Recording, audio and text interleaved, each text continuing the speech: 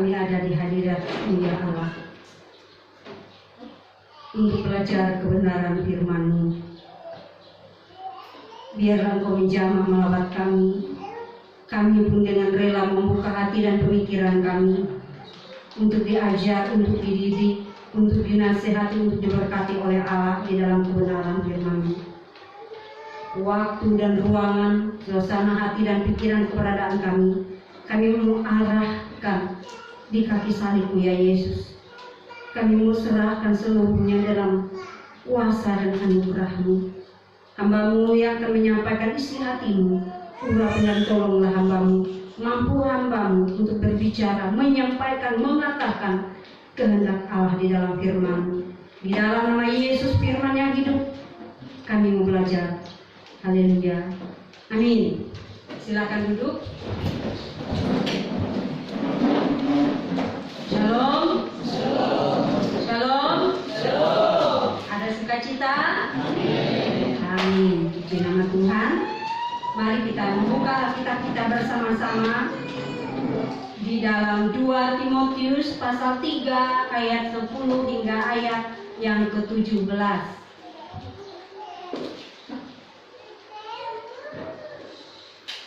2 Timotius pasal 3 ayat 10 hingga ayat yang ke-17.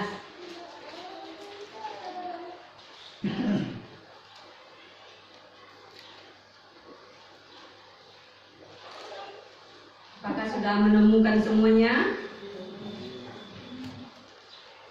Surat Rasul Paulus kepada Timotius.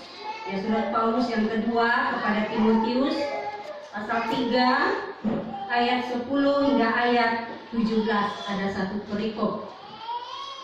Jika sudah mendapatkannya, kembali saya mengajak kita semua untuk membaca kebenaran firman Tuhan ini secara bergantian. Saya akan membaca perikop dan ayat yang genap. Jemaat Tuhan membaca ayat yang ganjil. Ayat yang terakhir 17 kita baca bersama-sama.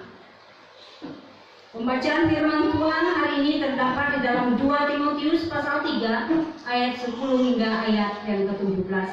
Lembaga Alkitab memberi judul Iman Bertumbuh dalam Penganiayaan dan dalam Pembacaan Kitab Suci. Ayat 10. Tetapi engkau telah mengikuti ajaranku, cara hidupku, pendirianku, imanku, kesabaranku, kasihku dan ketekunanku. Engkau telah ikut menderita penganiayaan dan sengsara seperti yang telah diderita di Antiokhia dan di Ikonium, di Listra. Semua penganiayaan itu diderita dan Tuhan telah melepaskan aku daripadanya. Memang setiap orang yang mau hidup beribadah di dalam Kristus Yesus akan menderita aniaya. Sedangkan orang jahat dan penipu akan bertambah jahat. Mereka menyesatkan dan disesatkan. Tetapi hendaklah engkau tetap berpegang pada kebenaran yang telah engkau terima dan engkau yakini, dengan selalu mengingat orang yang telah mengajarkannya kepadamu. Ingatlah juga bahwa dari kecil engkau sudah mengenal kitab suci yang dapat memberi hikmat kepadamu dan menuntun engkau kepada keselamatan oleh iman kepada Yesus Kristus. Segala tulisan yang diilhamkan Allah memang bermanfaat untuk mengajar, untuk menyatakan kesalahan, untuk memperbaiki kelakuan, dan untuk mendidik orang dalam kebenaran. Sama-sama. Dengan demikian, tiap-tiap manusia punya Allah diperlengkapi untuk setiap perbuatan baik. Amin. Yang dikatakan berbahagia ialah setiap kita yang mendengar, merenungkan, dan melakukannya di dalam kehidupan hari lepas hari. Tema kita hari ini berbicara tentang kembali pada Alkitab yang menuntun pada keselamatan. Ya. Mengapa Kita harus kembali pada Alkitab yang menjadi penuntun pada keselamatan kita. Kalau kita perhatikan di dalam kebenaran firman Tuhan ya, pasal 3 ayat 1 hingga ayat yang ke-9. Banyak hal yang ada, yang muncul, yang terjadi di tengah-tengah akhir zaman ini, di tengah kehidupan keluarga, di tengah kehidupan bergereja. Karena apa? Di dalam ayat 1, ketahuilah bahwa pada hari-hari terakhir akan datang masa yang sukar. Inilah keadaan zaman sekarang, keadaan akhir zaman. Orang cenderungnya tidak berada di dalam otoritas Alkitab, tidak berada di dalam jalur kebenaran Allah. Banyak yang menyimpang, banyak yang kembali ke cara hidup yang lama, kembali pada Alkitab yang menuntun pada keselamatan. Mengapa? Selain di dalam akhir zaman yang masa ini adalah masa yang sukar, masa-masa yang sulit, ayat 2 hingga ayat yang keempat, saya tidak membacanya. Saya meringkas beberapa kata di sini, yaitu karakter manusia sudah apa? Mencintai dirinya sendiri. Apalagi di situ menjadi hamba uang, pembual, sombong, pemfitnah, durhaka, pemberontak, tidak tahu berterima kasih, tidak peduli agama. Ini adalah hal-hal yang luar biasa yang dicatat di dalam kebenaran firman Tuhan ini. Hidup dengan dipenuhi oleh hawa nafsu, pengkhianat. Ini adalah sifat, ini adalah karakter, ini adalah tabiat manusia lama. Tabiat manusia lama, karakter manusia lama, sifat, kebiasaan manusia lama ini ada dimiliki oleh orang yang tidak atau belum percaya Tuhan Yesus. Tapi seharusnya, selayak dan sepantasnya bahwa ketika orang tersebut mengakui percaya Yesus sebagai Tuhan dan Juru Selamat, dia meninggalkan karakter, kebiasaan, sifat dan gaya-gaya yang tidak berkenan kepada Tuhan. Dikatakan di dalam ayat yang kelima, dia munafik. Dia hidupnya tidak selaras dengan firman Tuhan. Ayat yang ke-6, ada guru palsu, ada juga jemaat yang palsu, ada penyusup di dalamnya. Ayat yang ke-7, dia bebal. Ada dikatakan mau diajar tapi nggak paham, nggak mengerti dan tidak mengikuti yang diajar. Ini adalah hal-hal dunia, hal-hal yang tidak dimiliki oleh anak-anak Tuhan, yang seharusnya sepantasnya tidak ada di dalam karakter gaya hidup orang-orang yang percaya. Bapak Ibu Saudara, dalam ayat yang ke-10 hingga ayat yang ke-17 ini yang sudah kita baca bersama-sama, ada beberapa hal yang dapat kita pelajari dari Timotius sebagai orang yang percaya, yang hidup di tengah dunia yang makin rusak atau yang jahat itu. Saya tidak banyak mencatat, hanya ada 7. Yang pertama di dalam ayat yang ke-10, ya. Hal yang dapat kita pelajari dari Timotius sebagai orang yang percaya, yang pertama, mengikuti teladan Paulus. Apa teladan Paulus di situ? Mengikuti ajaran tentang Injil, tentang Yesus yang disampaikan oleh Paulus kepada dia. Dia belajar teladan hidup dari cara hidup Paulus dalam melayani, bagaimana menyikapi segala persoalan, bagaimana menghadapi segala sesuatu. Dia belajar tentang pendirian Paulus yang tetap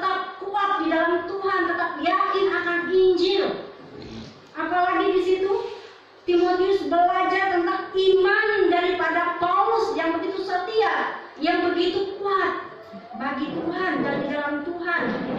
Paulus yang sabar, kasihnya Paulus kepada setiap orang-orang yang belum percaya dan kepada orang-orang yang sudah percaya.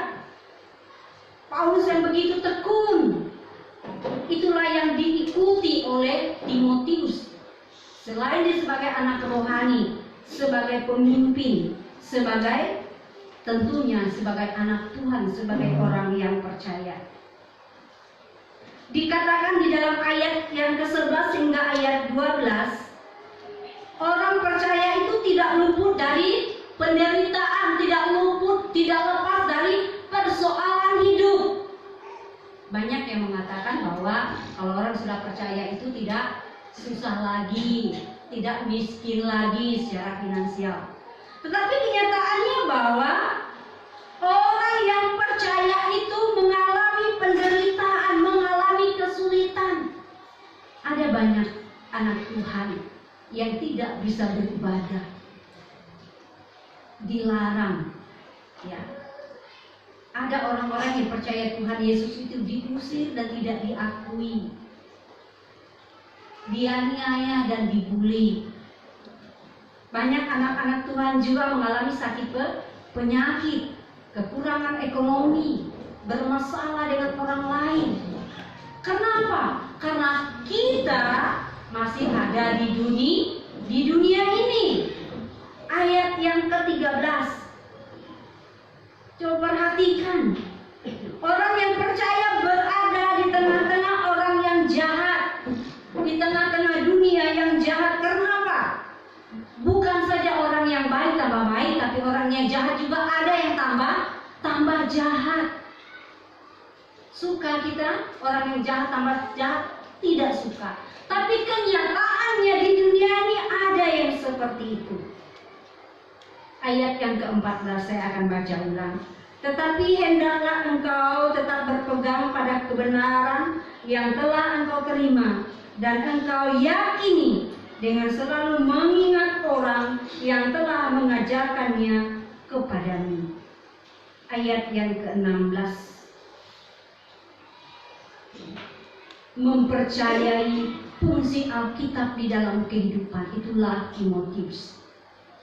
Dia memegang ajaran, dia mengingat akan ajarannya Paulus kepada dia, yang membawa dia di dalam kebenaran, yang memampukan dia berjalan di dalam kebenaran. Apalagi yang bisa kita pelajari dari Timotius? Ayat yang ke-17. Sadar diri bahwa dia berasal daripada Allah, punya Allah, dari Allah dan untuk Allah. Roma. Bagi dia kemuliaan. Ini merupakan hal yang harus disadari oleh setiap orang percaya, bahwa segala sesuatunya dari Allah, hanya untuk Allah. Dari Allah untuk kita, dan kita memuliakan Allah di dalamnya. Inilah hal-hal yang bisa dipelajari dari Timotius sebagai orang yang percaya, dan dia tetap berada di dalam kebenaran Alkitab. Jadi Bapak Ibu Saudara, apa yang menjadi penghalang orang percaya sehingga Alkitab tidak lagi menjadi pegangan hidup, tidak menjadi penuntun hidupnya? 2 Timotius pasal 4 ayat 3 hingga ayat yang ke-4. Di situ apa? Ada pengajaran. Pengajaran ini muncul bukan hanya dari Alkitab, dari firman Tuhan, dari Allah, dari Tuhan Yesus. Tetapi ada guru palsu yang mengajarkan ajarannya yang berbeda, yang bertolak belakang dari Alkitab. Ada yang tidak mengakui Yesus sebagai Tuhan dan Juru Selamat.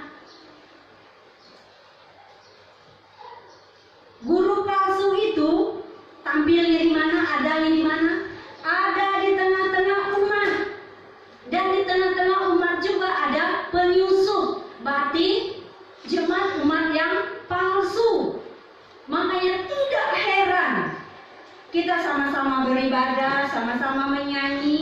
sama-sama melayani, tapi karakter sifat gaya hidupnya bertentangan dengan kebenaran firman Tuhan.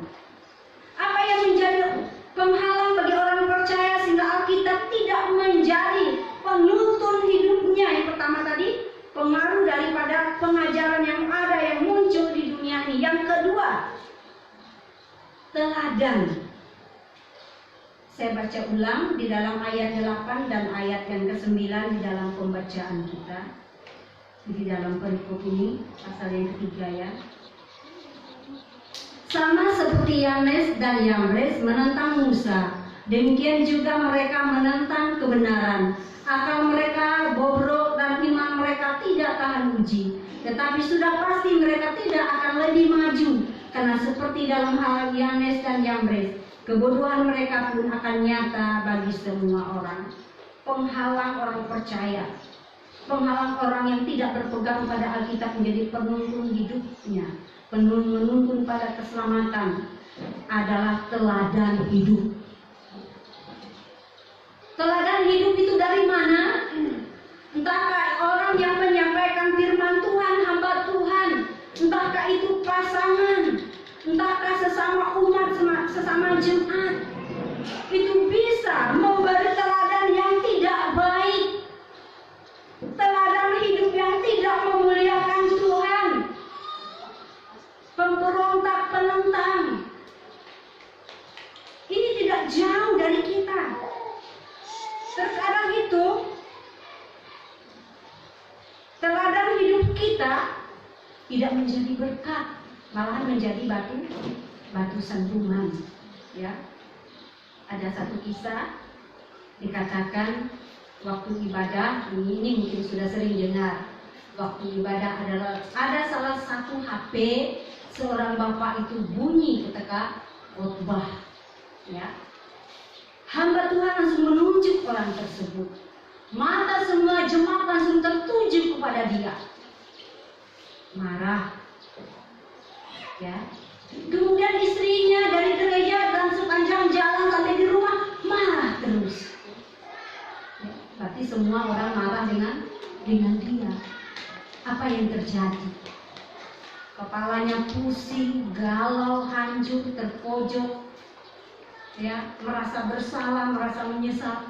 Dia pergi ke klub. Suasana kacau, dia minum. Dia minum tanpa sadar, dia menyenggol gelas. Tapi pelayan itu mengatakan, Bapak terluka, tidak apa-apa. Tidak. Tidak apa-apa, Bapak, gelas pecah. Cara perhatian menyikapi kesalahan, kelalaian itu berbeda orang percaya dengan orang diklat. Yang terjadi apa Bapak Ibu Saudara? Bapak itu tidak lagi ke gereja, dia rajin datang di diklat. Sayang nggak kita dengan dia? Sayang, kita sama-sama beribadah, tapi karena kita tidak berhikmat, tidak bijaksana, membuat orang lain menjadi undur daripada Tuhan. Kesaksian di dalam diri kita tidak menjadi berkat dan teladan. Yang ketiga, apa yang menjadi penghalang orang-orang tidak berpegang lagi pada Alkitab menjadi penuntun pada keselamatan atau menjadi pegangan hidupnya? Ayat 11 dan 12. Engkau telah ikut menderita penganiayaan dan sengsara seperti yang telah kuderita di Antiokhia dan Ikonium dan di Listra. Semua penganiayaan itu kuderita dan Tuhan telah melepaskan aku daripadanya. Memang setiap orang yang mau hidup beribadah di dalam Kristus Yesus akan menderita aniaya. Yang ketiga, penghalang orang untuk tidak berpegang pada Alkitab sebagai penuntun pada keselamatan atau untuk tetap hidup di dalam kebenaran firman Tuhan adalah penderitaan. Tidak semua orang bisa bertahan dalam penderitaan. Entahkah itu penderitaan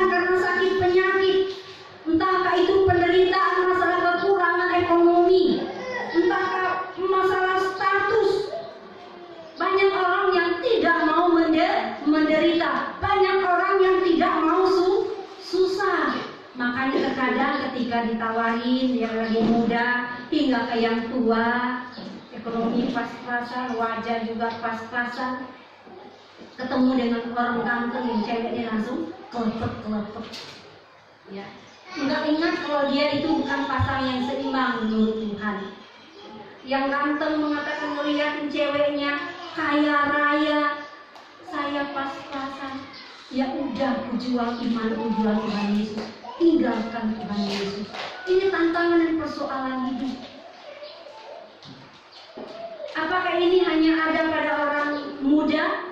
Orang tua pun, hamba Tuhan pun bisa jatuh anak dalam karena persoalan hidup dan permasalahan hidup, penderitaan.